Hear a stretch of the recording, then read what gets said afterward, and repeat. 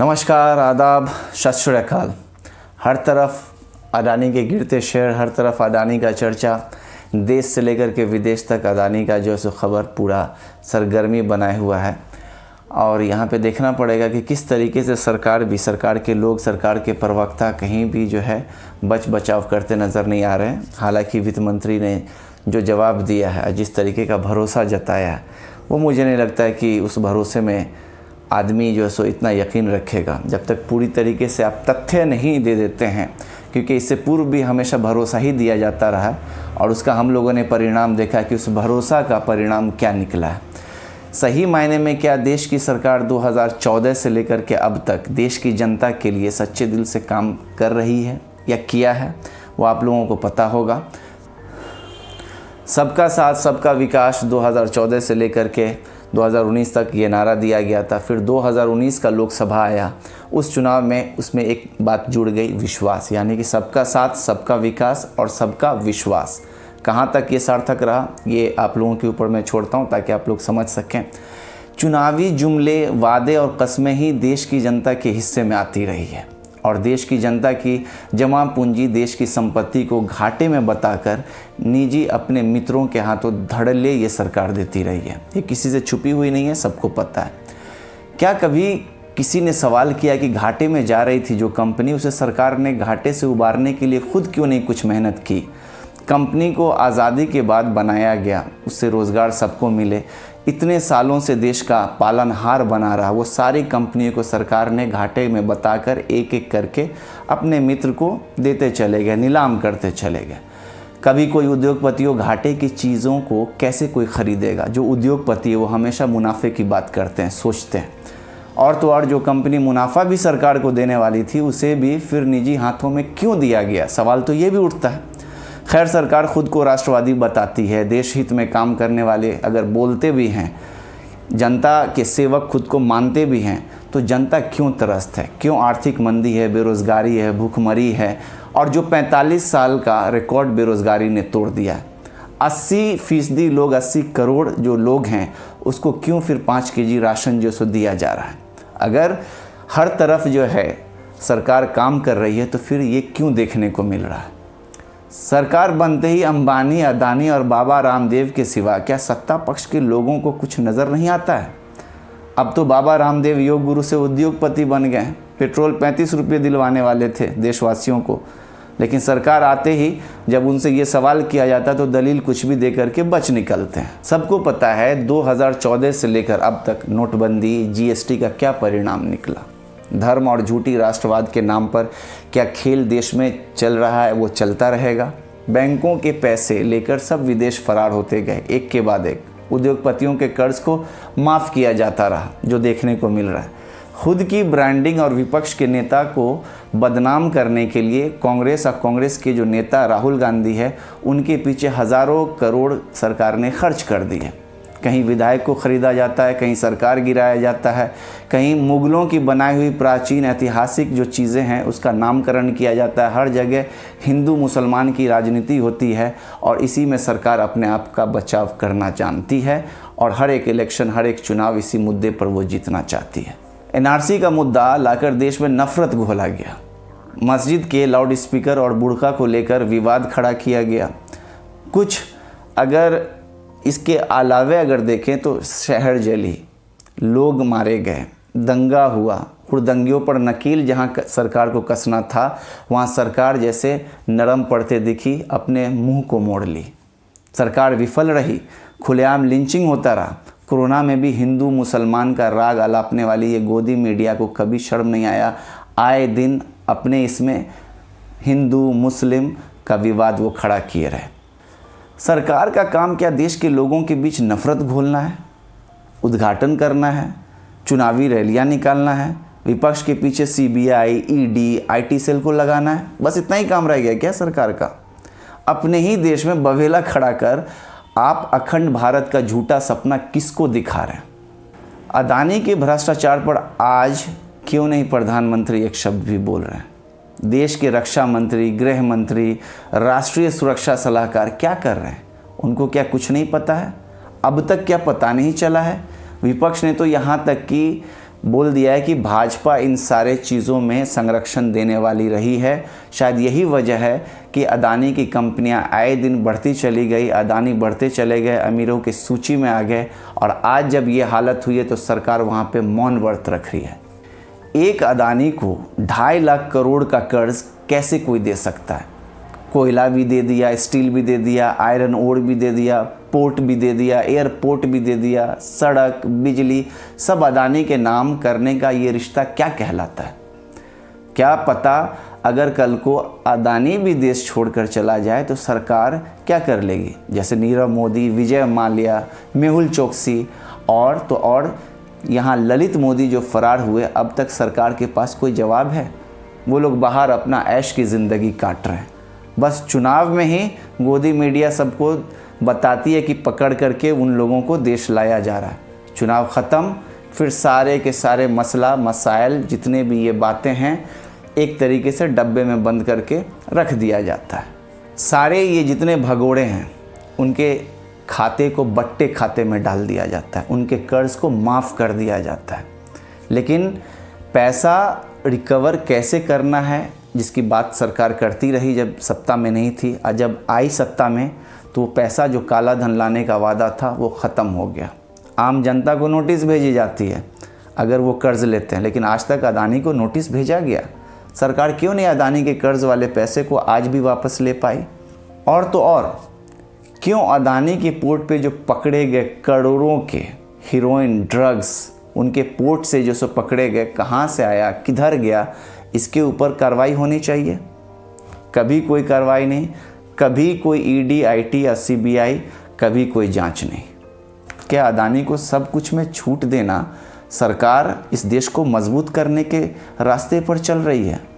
सबको पता है प्रधानमंत्री कभी अदानी के जहाज़ में उड़ते थे, साथ हमेशा रहे। देश की बागडोर और भाजपा सरकार के हाथों में अब है, तो जवाब देना इनका नहीं बनता तो क्या विपक्ष के लोग जवाब देंगे? देश की आम जनता का पैसा डूब गया, उसकी चिंता नहीं है सरकार को, लेकिन अदानी को कैसे बचाना है और अदानी के पैसों की चिंता इस सरकार को जो सब घेरे हुई है। आज क्या वजह है कि गोदी मीडिया को आगे बढ़ाकर भाजपा के प्रवक्ता अदानी के फ्रॉड को लेकर जो पकड़ा गया, जो उजागर हुआ, उस फ्रॉड को लेकर डिबेट में नहीं दिख रहे हैं? कहीं बैठकर बचाव करते नज़र नहीं आ रहे हैं, असमर्थ दिख रहे हैं। सेबी, इनकम टैक्स वाले अदानी के भ्रष्टाचार पर आंखें किसके इशारे पे अभी तक बंद किए हुए हैं? भाजपा के ही सांसद सुब्रमण्यम स्वामी ने कहा अदानी की पूरी संपत्ति जब्त किए जाए और नीलाम कर दिए जाए। उद्योगपतियों में टाटा, बिरला, बजाज और महिंद्रा जैसे अनेक उद्योगपति इस देश में हैं, लेकिन मेहरबान मोदी सरकार हमेशा अदानी, अंबानी और रामदेव पर क्यों है? हमेशा तीनों ही हर एक विवाद में क्यों नज़र आते हैं? बंगाल के मुख्यमंत्री ममता बनर्जी ने भी कहा अगर भाजपा और ज़्यादा दिन रही तो एलआईसी पूरी तरीके से बर्बाद हो जाएगी। देश की वित्त मंत्री अब सामने आई हैं, अब बोली हैं कि घबराएं नहीं, एसबीआई और एलआईसी पूरी तरीके से सुरक्षित है। यानी अदानी का हर एक भ्रष्टाचार माफ़। कैसे सुरक्षित है ये भी देश को बताया जाना चाहिए। जब देश के डूबते हुए बैंक, पैसे लेकर फरार होते हुए भगोड़े, हिडनबर्ग कंपनी की रिपोर्ट सब अपने आंखों से देश की जनता देख रही है, तो मात्र आश्वासन से काम चल जाएगा? हिडनबर्ग कंपनी ने तो साफ कर दिया है भारत के भविष्य के साथ खिलवाड़ किया जा रहा है, राष्ट्रवाद के नाम पर लूट हो रहा है। फ्रॉड तो फ्रॉड होता है और बस राष्ट्रवाद के नाम पर बचने की इनकी एक सिर्फ कोशिश होती है। राष्ट्रवाद का मतलब राष्ट्र के ही संपत्ति को लूटकर दुनिया के अमीरों के सूची में नाम दर्ज कराकर फ्रॉड को आप कितना भी चाहें कि वो देश के लिए सोचेगा और कितना भी आप बचाना चाहे, तो क्या वो फ्रॉड करने वाला आदमी सही हो जाएगा? उसकी क्या सोच सही हो जाएगी? क्या वो राष्ट्र के निर्माण के लिए काम करेगा? ऐसे लोगों की अगर फ्रॉड पकड़ी जाती है तो ये सिर्फ उल्टा राष्ट्रवाद का ही सहारा लेकर अपने आप को बचाने का काम करते हैं। कोई कैसे इस तरह की सोच रख सकता है और कैसे इसकी सराहना कोई कर सकता है? क्या सराहना होनी चाहिए? बताइए। फैसला देश की जनता को भी करना चाहिए। जब आपका देश ही नहीं रहेगा जीवन में शांति ही नहीं रहेगी तो खोखले राष्ट्रवाद के नाम पर खुद की चिता क्यों सजा रहे हैं?